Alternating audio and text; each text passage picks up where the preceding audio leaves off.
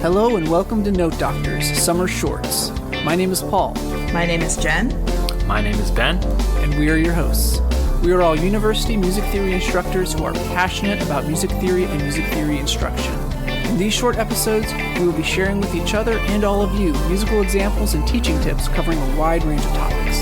So if you want to know more about music theory and the most effective and innovative ways to teach it, this is the podcast for you. So welcome back to another Note Doctors Summer Shorts where we are talking about Theory Desert Island pieces. Not Desert Island books, not Desert Island albums or movies, but pieces of music that we would take to our Theory Desert Island to teach. So these are songs or pieces that we love to teach in our theory classes, and if we could only take a handful of pieces onto our island to teach theory for the rest of time, these are going to be pieces that we are going to have. And so last time, I shared the piece 7 Last Words of the Unarmed by Joel Thompson as one of my Theory Desert Island pieces. So Ben, you're going to lighten the mood slightly by talking about your Theory Desert Island piece. Yes, thank you, Paul.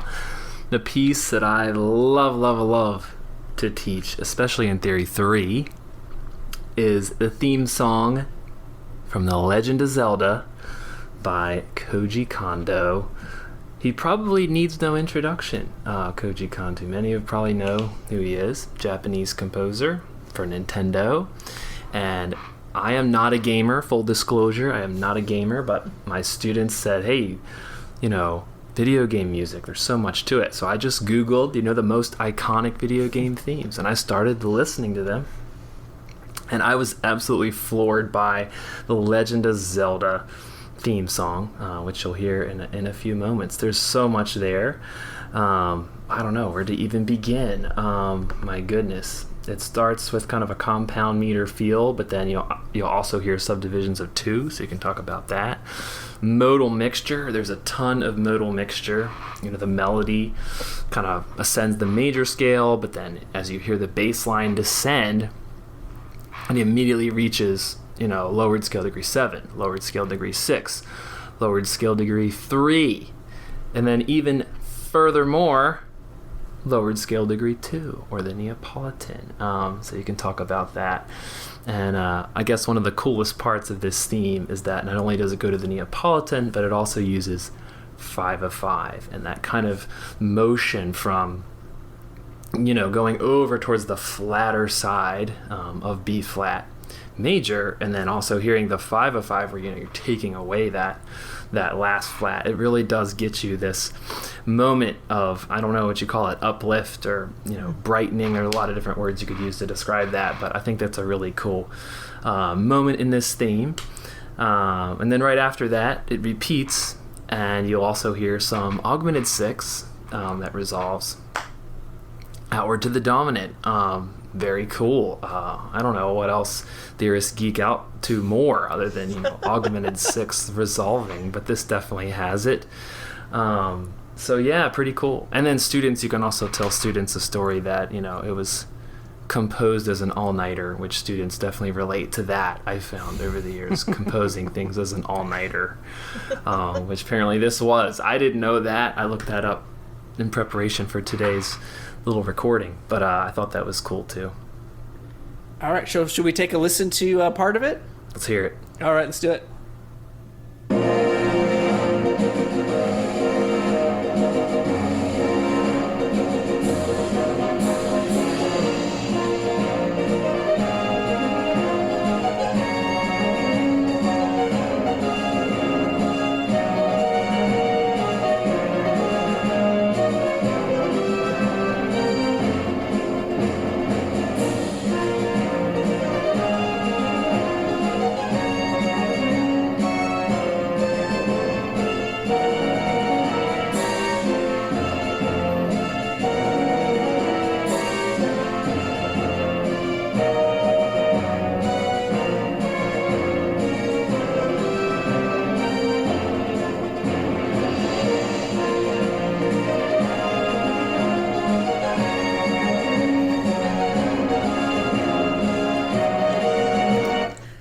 Sorry, I saw you were cutting me off. I was just really getting into it.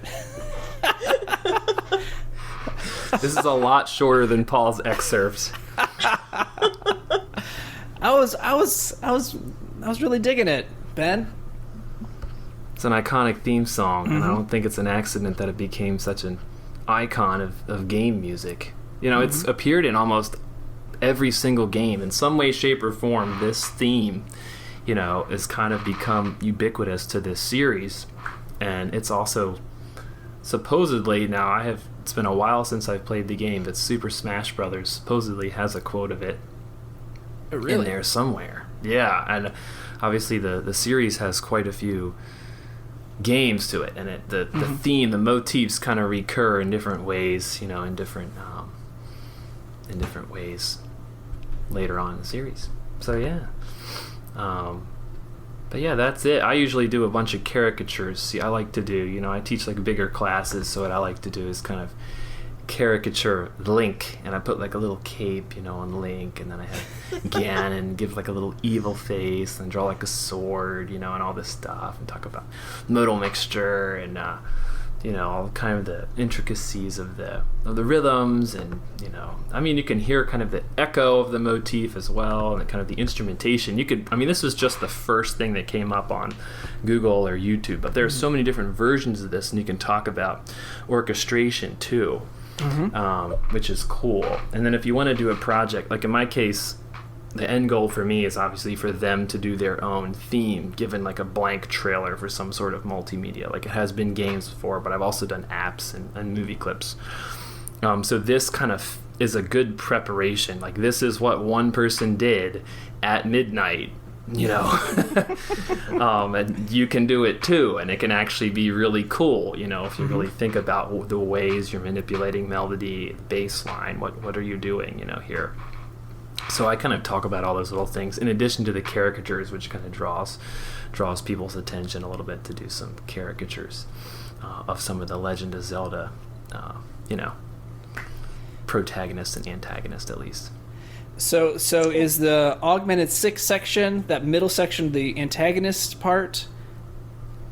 Well, it depends on what game you're talking about. This one, not necessarily, but I kind of use it as when you're confronting some sort of challenge that can be like a motion to kind of like a flatter side sometimes, and then when you overcome that, like the tide turns when like a flat 2, then you know you reach 5 of 5, like that kind of represents this kind of tide turning tonally.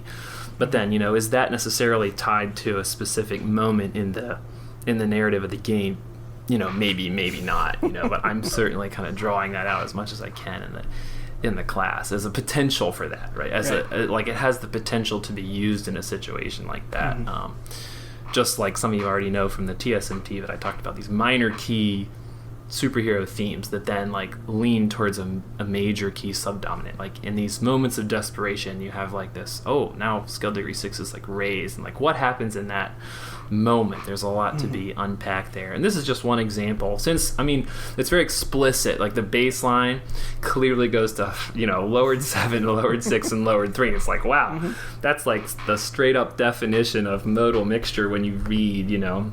Yeah, those are the three scale degrees. You got to lower. Yeah. So it's like, you know, you want to look for an example that shows something really explicitly. This works for that. But then also there's a lot of depth to the way it uses the Neapolitan is not necessarily conventional, right? So I think that's really cool. Like I personally don't shy away from examples that use things quote unquote out of their typical usage. You know, I kind of embrace that, and I think that's like such a cool talking point. Like, why is it that the Neapolitan here occurs like in that little sequence, right? And also like in root position, like, well, how does that affect? I mean, you can also look, this is another, I'm talking probably too much now, but you can also look up transcriptions of this, like things that are so iconic. You can look up lots of different transcriptions, and you'll see some people write like a lead sheet symbol to this, right? And it would be in the key of B flat. They write it as B major. And I'm like, well, does it sound like it's B, or does it sound like it's a continuation of that motion to the flat side? And like, oh, wow, I can see why you could hear it as C flat, right, instead of B. And that's like kind of a cool discussion point too. Of like looking at people's transcriptions of this on the internet, a lot of people list that as B. That's what I was going to ask. Same is true for Let It Go too, in the key of A flat, right? People see like Let It Go, let the storm rage on, and people will list that as C flat or B, and it's like, well, what is it? Is it C flat or is it B? And like, why is that? Why does that matter? You know? I was going to ask you if you use a written out version in class, or if this is an oral exercise when you do it, or how you approach it. Yeah, I do not use the written out version. I will write out little pieces and I'll have them sing back little portions of the melody and the bass, you know, and I'm not trying to do like a 4-part version or anything like that. We got to corral that corral. So I'm corralling, and I'm just doing the melody and bass, and then kind of some lead sheet notation in addition to that. I mean, lead sheet notation, obviously we just did this integration with jazz curriculum at UNT, so I'm trying to use as much lead sheet notation as I can in the class. So I'll do lead sheet notation in addition to Roman numerals and inversions right alongside one another. Yeah.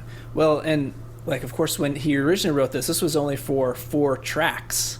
You know? Yeah. So, and one was like the drum sounds, right? I think there's a video of this, which shows the different waveforms. Like there's like, it shows like a quadrants of the screen, and it has like the triangle wave and the square wave and the percussive wave, because all he had was 4 tracks, so he didn't even have 4 voices, because one was the percussion, and so you can get away with not thinking about choral writing or anything like that, because you have the bass line, you have the soprano line, and maybe that other line there, because at least in this version you have these really nice kind of counterpoint or imitation moments, right? Da da da da da da da da da. So that's really nice too. I was getting caught up with that. Well, I'm not a gamer either, but my fiance is, and so I have seen quite a bit of the new Zelda game, and the music is really different. I mean, this is there in certain parts, but yeah, because it's an open world game where you can explore anywhere in the world that you want to go. The music kind of changes depending on where you are, and it's very atmospheric, and that music also really drew me in. I never would have thought that I would sit and watch someone else play a video game, but I actually did sit and watch some of him playing Zelda, because it was interesting, and the music is interesting as he's kind of roaming through the world. The world itself is really, really beautiful in the new game. There's a lot to see. It's very interesting, so it's almost like watching a movie in a way, but where there's no plot, right? You're wandering through, exploring this world. But yeah, the music sounds really different now because, of course, there's a lot more options available for video game music than just 4 tracks and a sine wave. But yeah, right. Square wave, sawtooth, basically that's it. Yeah Totally. No, I think one thing that I've talked about too with this is thinking about, are you composing a character theme, and what is the depth or persona of that character, or are you creating a sound world, and the differences between those two things, are you just creating a sound environment that you want to once you hear 3 or 4 measures, you're like, oh, I'm here now, versus enter Link, and then this right. specific character, that is different, and a lot of people just think of game music, film music. Well, it's there's subtlety to this. What are you trying to create here? Are you going for more of the sound world, or are you going more of a character theme, and why would you do one of those two things? Well, and the new game kind of has both, because you're in a soundscape as you wander through all of these environments, but there are certain characters and certain things that happen. I mean, Link is always there, so there's not a Link sound per se, but other than him running, those weird little video game footsteps that you hear that are but running through dry leaves. Yes, exactly. Yeah, or the rain falling or whatever. But there are certain people that approach, or towns that you go into or whatever, that have their own sort of sound or theme or whatever. So it's kind of both, I would say, in the new one. Well, and that presents compositional challenges, because then you have to compose in such a way that those different sounds make sense going into each other, right? And so, thinking of key areas, or even like different scales. Like I'm not a gamer here either, so we're all not gamers. But I would imagine, and I've actually only played Zelda maybe a couple times in my life, but I would imagine that the music that's in that game that you're listening to, Jen, is pretty like consonant or like pentatonic-y, or just like, or maybe pandiatonic, where you could easily kind of go in and out of multiple things without having to change in drastic ways. Yeah, I would say it's almost like sound influenced. I don't know how else to say that. Sounds weird. I don't know how else to put that. But so like, as you know, if one of the weird blob creatures that's gonna come and you gotta kill him or whatever, I'm clearly not a gamer, okay? But so like, as one of these is coming, you start to hear like there's certain sounds, but they do tend to fit together into the sound environment that Link's already kind of walking around in, and that just represents the world. So you'll hear bird sounds and rain sounds, and some of them are just environmental, but there is music going on. Yeah. And sometimes it does actually clash. So sometimes as you're like moving into a town or something, the music of that town kind of clashes with the like a Petrushka effect. Yeah, the nature music that he's walking out of or whatever, especially if you're kind of going back in and out of these two worlds back and forth. But I also think that's it's intentional, right? Like, so you're getting this feeling of like crowded town versus out in the woods fighting monsters or whatever. That's cool. Saving Zelda. That's right, because Zelda is not the main character. No, Link is. It's weird. But I hear that you're going to be able to play as Zelda in the one that's coming out. That's what I've heard. There we go. It's about time. Time. Zelda's a girl. She can save herself. That's right. Exactly. Strong female character. That's right. I love it. That's great. Well, and there's such a sense of overcoming with this theme because of the chromaticism, but like the clear major quality of that melody, right? But the harmonies are always like kind of setting you off of these like little diversions, and that's what's going on in the game, right? You're like, I'm not getting to Zelda, I have these other things, and so I gotta go down to the flat 2, or I gotta go to this augmented 6 chord when I really want to get to Zelda, right? I want to get to that dominant, and the music is kind of showing that in a way that these kind of, you're gonna have these little adventures along the way before eventually overcoming all of those to get back home. Wow, I don't even have to play the game, I guess.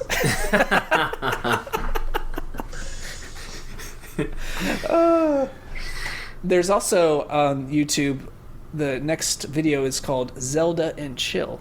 So it's 40 minutes of I don't know what, but maybe just chill Zelda music. So, I think there's a subtext there, Paul. Yeah. Okay. That's right. You can't use Netflix and chill. That's not appropriate anymore. No. Cannot use that anymore. I don't know if it ever was. We just didn't know that. Oh. I think that always meant that. But anyway. Oh, man. Well, this is great. I love it. Anything else you want to add, Ben, to kind of make the listeners really go check out Zelda, use it in their class? Because I think you make a really strong case of using this when you get to modal mixture especially, or even song forms and all sorts of things. Oh, yeah. Yeah, you could do anything with this. I mean, there's just a lot there, and it's short, it's straightforward, and I think a lot of people know it, which is kind of nice too. Sometimes you want something that's relatable. You also want to introduce new stuff, but something that's relatable is really good too. Mm-hmm. Excellent. So we will be back with one more summer short where we're going to get to find out what Jen's Theory Desert Island piece is. So look forward to that in the coming weeks.